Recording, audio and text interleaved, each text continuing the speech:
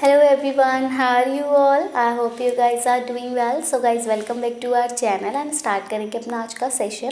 तो आज के सेशन में हम लोग डिस्कस करेंगे आपके यूजीसी नेट जेआरएफ एग्ज़ाम के लिए प्रीवियस ईयर के क्वेश्चंस को। ये जो प्रीवियस ईयर के क्वेश्चंस हैं ये आपके UGC net JRF exam point of view के अकॉर्डिंग बहुत ज़्यादा बेनिफिशियल क्वेश्चंस आपके लिए प्रूव होंगे। जैसा कि आप सभी को पता है कि अभी हम अपनी सीरीज़ 1 को कंटिन्यू कर रहे हैं। तो सीरीज़ 1 का हम ये जो पार्ट कवर करने वाले हैं ये आपका पार्ट 7th है। ऑलरेडी हम इसके 6 पार्ट्स कवर कर चुके हैं। अगर आपने हमारा वो प्रीवियस वीडियो नहीं देखा तो डिस्क्रिप्शन बॉक्स में आपको लिंक प्रोवाइड कर दिया जाएगा, आप वहाँ से चेक कर सकते हैं। तो ज़्यादा टाइम वेस्ट किए बिना स्टार्ट करेंगे सेशन को। आज के जो क्वेश्चंस रहने वाले हैं बहुत ज़्यादा इंटरेस्टिंग क्वेश्चंस हैं और बहुत ज़्यादा हेल्पफुल रहेंगे आपके उन कैंडिडेट्स के लिए जो एनवायरमेंटल साइंस में अपना पेपर 2 देने वाले हैं, क्योंकि आज जो मोस्टली क्वेश्चंस हैं वो आपके unit 8 people development and environment से हैं।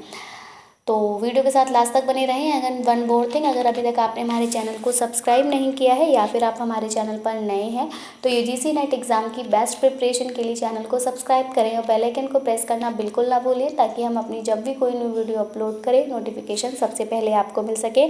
गाइज, हम ऑलरेडी 35 क्वेश्चन अपने 6 पार्ट्स में कवर कर चुके हैं और आज के इस पार्ट में हम 36 क्वेश्चन से कंटिन्यू करेंगे। तो चलिए स्टार्ट करते हैं।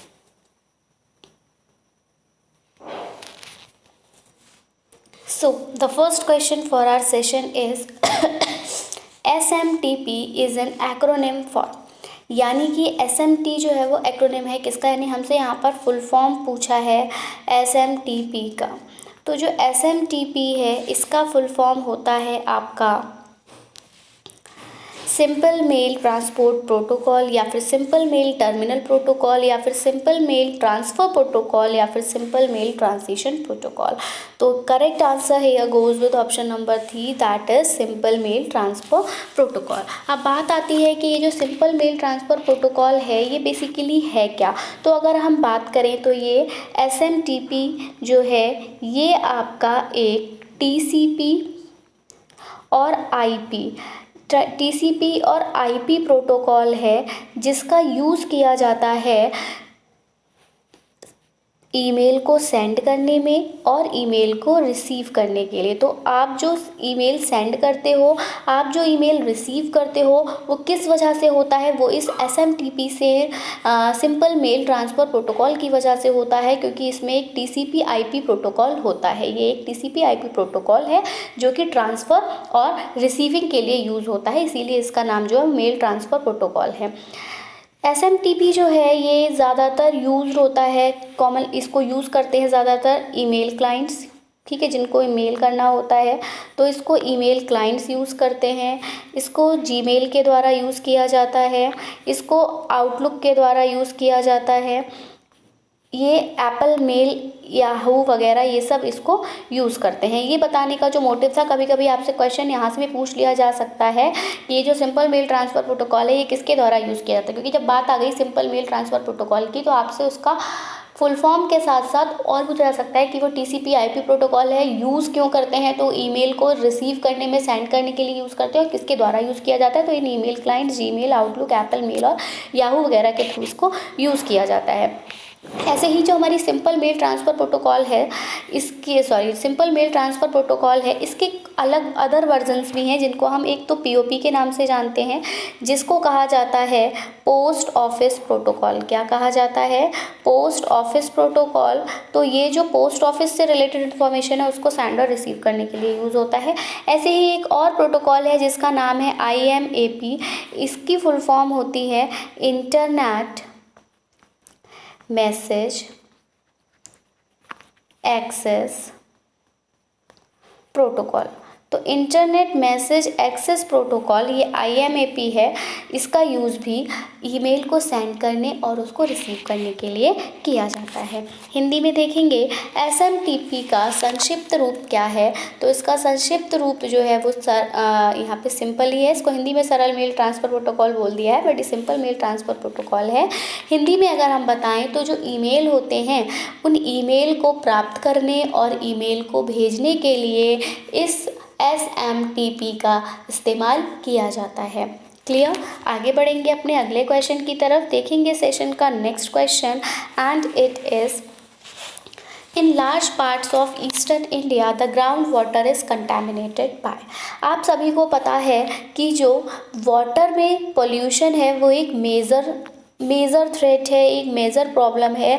वाटर पोल्यूशन इस टाइम हम लोग देख रहे हैं कि बहुत ज़्यादा एक्सेस में है। चाहे आप रिवर वाटर ले लीजिए, रिवर वाटर भी पोल्यूट हो रहा है आपका, ठीक है, आपका ग्राउंड वाटर भी पोल्यूट हो रहा है। तो जितनी भी हमारे सोर्सेज हैं वाटर के वो पोल्यूट हो रहे हैं।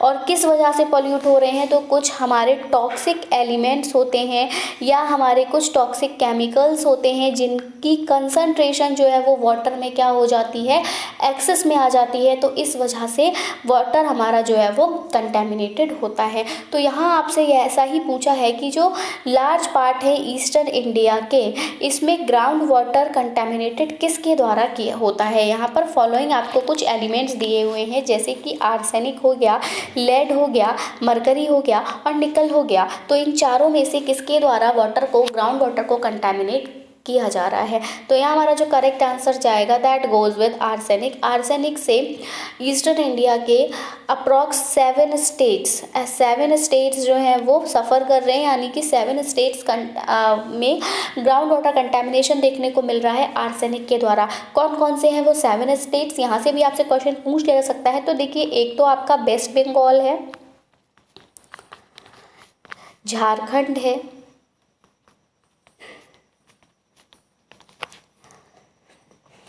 असम है,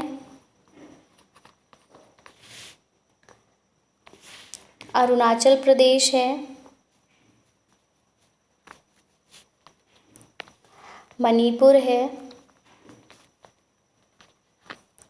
नागालैंड एंड त्रिपुरा। तो ये कुछ हमारी स्टेट्स हैं जहाँ पर कि ग्राउंड वाटर कंटेमिनेशन आर्सेनिक के द्वारा ज़्यादातर देखने को मिल रहा है। अब बात कर लेते हैं हम थोड़ी सी कि ये जो कंटेमिनेशन हो रहा है ये बेसिकली हो क्यों रहा है, हो कैसे रहा है। तो यहाँ पर क्या हो रहा है, आर्सेनिक का हम कह सकते हैं कि आर्सेनिक का इंट्रोडक्शन हो रहा है, यानी आर्सेनिक जो है वो इंट्रोड्यूस हो रहा है ग्राउंड पे, ठीक है। ये जो आर्सेनिक है ये एक टॉक्सिक एलिमेंट है। कैसा एलिमेंट है, तो ये आर्सेनिक एक टॉक्सिक एलिमेंट है जो कि क्या करता है, बहुत सारे हेल्थ इफ़ेक्ट्स देता है, यानी इसकी वजह से काफ़ी सारे हेल्थ इफ़ेक्ट्स देखने को मिलते हैं। आर्सेनिक कंटेमिनेशन जो है ग्राउंड वाटर में वो अब जो उसकी परमिसिबल लिमिट थी उसको क्रॉस कर चुका है। तो परमिसिबल लिमिट क्या थी, परमिसिबल लिमिट थी कि अगर 10 माइक्रोग्राम पर लीटर वाटर में आपको आर्सेनिक देखने को मिलता है तो हम इसको परमिसिबल लिमिट के अंतर्गत मानते हैं कि चलिए ठीक है, इतना ज़्यादा ये हार्मफुल नहीं होगा। बट ये जो हमने आपको 7 स्टेट्स बताए थे, इन 7 स्टेट्स में ये आर्सेनिक जो है ये इस लिमिट को क्रॉस कर चुका है, इससे ऊपर बढ़ चुका है, जिस वजह से ये बहुत सारे हेल्थ इफ़ेक्ट्स शो कर रहा है, बहुत सारी डिजीज़ेज इससे कॉज हो रही हैं। और ये पहुंच कैसे रहा है लोगों तक, तो ये कैसे पहुंच रहा है कि हम लोग इंजेस्ट, क्योंकि वाटर तो ग्राउंड वाटर है, ग्राउंड वाटर को ही हम यूज़ करते हैं अपने ड्रिंकिंग में, तो इसका इंजेक्शन हो रहा है थ्रू फूड चेन, ठीक है। हम कह सकते हैं कि फूड चेन के थ्रू हम इसको इंजेस्ट कर रहे हैं, फूड चेन के थ्रू हम इसको अपनी बॉडी में लेके जा रहे हैं, और इन टर्न ये हमें क्या दे रहा है, कुछ फैटल डिजीज़ेस कॉज कर रहा है। ये फैटल डिजीज़ेस क्या क्या हैं, तो ये फैटल डिजीज़ेस में मेनली आपको स्किन कैंसर देखने को मिलेगा, ठीक है, स्किन कैंसर कॉज कर रहा है और इंटरनल कैंसर कॉज कर रहा है, ठीक है। तो ये आपकी कुछ एडिशनल इन्फॉर्मेशन थी regarding the arsenic contamination in ground water. Clear. Hindi में देखेंगे सेम क्वेश्चन को कि पूर्वी भारत के बड़े हिस्से में भूजल प्रदूषित है, किसके द्वारा, आर्सेनिक के द्वारा, सीसा के द्वारा, बुध के द्वारा या निकल के द्वारा। तो ये आर्सेनिक के द्वारा है, और हम बता चुके हैं आपके 7 राज्यों में है, जिसमें कि आपका एक तो पश्चिम बंगाल आता है, झारखंड आता है, असम, अरुणाचल प्रदेश, मणिपुर, नागालैंड और त्रिपुरा। और कैसे कॉज हो रहा है, तो ये जो हमारे विषैले पदार्थ हैं आर्सेनिक, इसका ये क्या कर रहा है, हमारे जो ग्राउंड है, हमारा जो तल है, उस पे जाकर उसमें इसका इंट्रोडक्शन हो रहा है, उसमें ये पहुंच रहा है, और ये बहुत ज़्यादा विषैला पदार्थ है जिससे कि बहुत सारे मानवों को और हम कह सकते हैं जीव जंतुओं को स्वास्थ्य संबंधी समस्याएं उत्पन्न हो रही हैं, जैसे कि कुछ हानिकारक बीमारियां हो रही हैं, जैसे आपकी त्वचा का कैंसर हो गया और आपके इंटरनल कुछ कैंसर्स हो गए। अगला देखेंगे next question, Taj Mahal is mainly threatened by the deleterious effects of. Taj Mahal जो है अब उस पे किसका इफेक्ट पड़ रहा है, किससे प्रभावित हो रहा है, वो सल्फर डाइऑक्साइड से हो रहा है, क्लोरीन से हो रहा है, ऑक्सीजन से हो रहा है या फिर हाइड्रोजन से हो रहा है।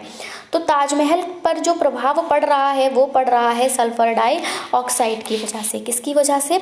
सल्फर डाइऑक्साइड की वजह से। क्यों? क्योंकि ताजमहल को नुकसान पहुंचाने का जो सबसे बड़ा कारण है, जो हम कह सकते हैं कि मेजर थ्रेट है ताजमहल के लिए, वो है आपका एसिड रेन। क्या है? Acid rain. ये एसिड रेन होती क्या है?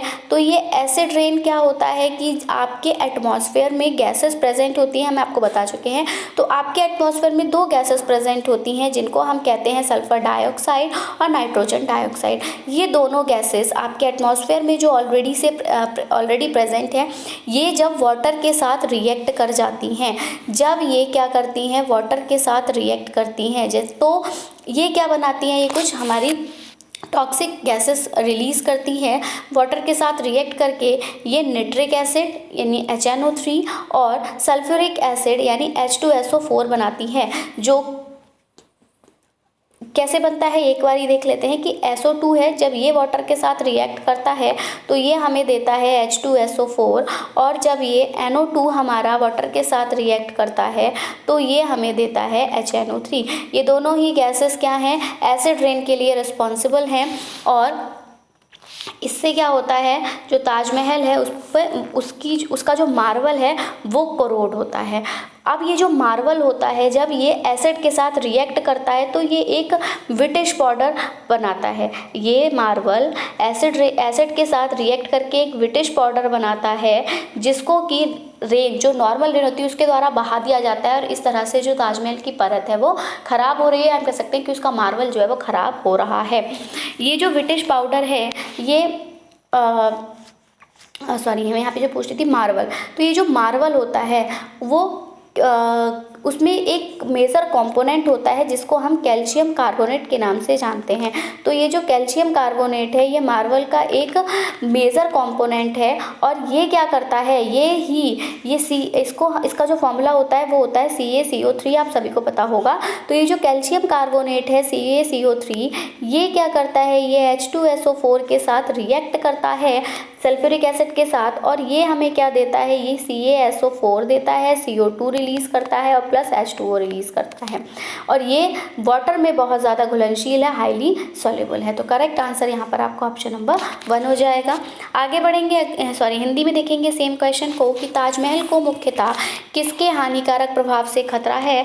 तो सल्फर डाइऑक्साइड से है, क्लोरीन से है, ऑक्सीजन से है या हाइड्रोजन से है।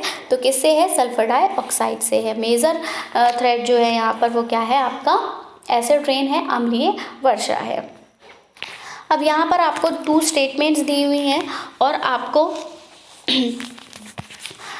यहीं से पहले स्टेटमेंट्स को हम देख लेते हैं, फिर करेक्ट ऑप्शन चूज करेंगे। स्टेटमेंट में बोला है कि जो अर्थक्वेक ए है, अर्थक्वेक ए 5 है रिचर स्केल पे। आपको पता है कि अर्थक्वेक को हम रिचर स्केल पे मेजर करते हैं। तो जब रिचर स्केल पे अर्थक्वेक को मेजर किया गया तो पहला जो अर्थक्वेक ए था वो 5 मेजर किया गया, और अर्थक्वेक बी को सेम स्केल पर ही 8 मेजर किया गया। अर्थक्वेक बी जो था वो 1000 time the wave amplitude compare to A, मतलब ए के कंपैरिजन में 1000 टाइम्स था उसका वेव एम्पलीट्यूड बढ़ा हुआ। स्टेटमेंट 2 में बोला है कि जो एनर्जी रिलीज हुई बी में वो 3 टाइम्स थी ए के। आपको बताना है कौन सी स्टेटमेंट यहाँ पर सही है और कौन सी स्टेटमेंट गलत है। तो देखिए, पहली स्टेटमेंट जो थी वो तो सही है, लेकिन दूसरी स्टेटमेंट गलत है, क्योंकि अगर आप ध्यान से देखेंगे, जब बात आ रही थी 1000 टाइम्स की, कि जो वेव एम्पलीट्यूड था ए के कंपैरिजन में अर्थक्वेक बी का वो 1000 टाइम्स ज़्यादा था, तो एनर्जी जो रिलीज होगी वो ओनली 3 टाइम्स ज़्यादा नहीं होगी ऐसे। तो statement 1 is correct and statement 2 is false. Hindi में देखेंगे सेम क्वेश्चन, 2 कथन दिए गए हैं। कथन 1 में बोला है कि भूकंप ए रिक्टर पैमाने पर 5 था और भूकंप बी उसी पैमाने पर 8 था। भूकंप बी में ए की तुलना में जो तरंग आयाम थे वो 1000 गुना थे, और वहीं आपसे पूछा है कि जो बी में जारी ऊर्जा थी वो ए की तुलना में 3 गुना है। तो पहली स्टेटमेंट तो हमारी यहाँ पर सही है, लेकिन दूसरी स्टेटमेंट यहाँ पर गलत हो जाएगी। Last question for our session is, a computer has main memory of 960 kilobytes. Computer है, उसकी जो मेन मेमोरी है वो 960 किलोबाइट की है, तो एग्जैक्ट नंबर क्या होगा ऑफ बाइट कंटेन इस मेमोरी की, इस मेमोरी में जो बाइट हैं उनका एग्जैक्ट नंबर कितना होगा। 960 इंटू 8 होगा, 960 इंटू 1000 होगा, 960 इंटू 1024 होगा, या फिर 960 इंटू 1024 इंटू 1024 होगा। तो याद रखिएगा हमेशा से, अगर जो कंप्यूटर की मेन मेमोरी है वो कितने की होती है, याद रखो 96 किलोबाइट्स की होती है, और तो जो बाइट्स कंटेन होंगे इस मेमोरी में वो होंगे आपके 960 इंटू 1024। क्लियर, ऑप्शन नंबर 3 यहाँ पर करेक्ट हो जाएगा। हिंदी में देखेंगे सेम क्वेश्चन को कि एक कंप्यूटर की मुख्य मेमोरी 960 किलोबाइट्स की होती है और इस मेमोरी में निहित बाइट्स की सटीक संख्या क्या होगी, तो वो होगी आपकी 960 गुणे 1024। So that's all about our session. I hope आपको सेशन पसंद आया होगा। वीडियो पसंद आया हो तो प्लीज़ इसको लाइक करें और अपने फ्रेंड्स में शेयर करें ताकि उनको भी इसका बेनिफिट मिल सके। एंड अगर आपकी कोई भी क्वेरी है आप हमसे कमेंट सेक्शन में पूछ सकते हैं, कोई सजेशन है हमें कमेंट सेक्शन में दे सकते हैं। So that's it from my side. मिलेंगे अपनी नई वीडियो के साथ। Till then take care and bye bye. So thanks for watching. Thanks, have a nice day.